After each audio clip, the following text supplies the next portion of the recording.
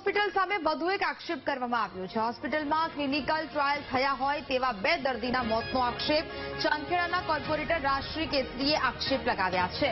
કૌભાંડના જવાબદારોને સાવરવામાં આવતા હોવાનો પણ આક્ષેપ થયો છે। ક્લિનિકલ ટ્રાયલના આંકડા છુપાવાઈ રહ્યા હોવાનો કોર્પોરેટરે આશંકા વ્યક્ત કરી છે। કોર્પોરેશનની કામગીરી પર પણ આક્ષેપ કરવામાં આવ્યા। સત્ય હંમેશા બહાર આવે તેવી વાત કરવામાં આવી છે। હજુ પણ વધારે સત્ય હું બહાર લાવીશ તેવું નિવેદન રાજશ્રી કેસરી આપ્યું છે।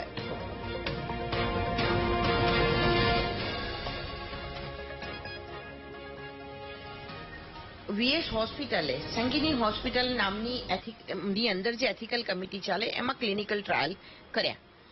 એ પ્રેસ કોન્ફરન્સમાં ડીવાયએમસી હેલ્થ પણ જાહેર કરી ચૂક્યા છે કે હા ભાઈ આ રીતના આવા ક્લિનિકલ ટ્રાયલ 500 માણસના થયા છે। એમાં મારી પાસે 2 નામ આવેલા છે। એક રિફાકત અલી સૈયદ જે આમાં મૃત્યુ પામેલ છે અને એક ઉમંગ લક્ષ્મણભાઈ જૈન।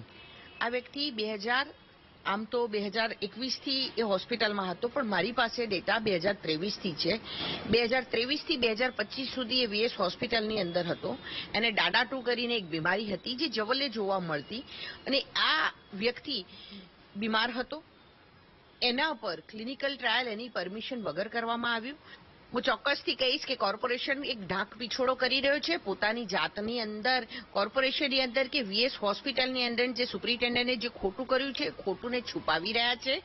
પણ સત્ય હંમેશા સત્યનો જય થતો હોય છે અને સત્ય હંમેશા બહાર આવે છે। મારી પાસે પણ આ માહિતી છે કે આ માહિતી મુજબથી સત્ય બહાર આવ્યું છે અને આનાથી પણ વધારે સત્ય હજુ હું બહાર લાવીશ।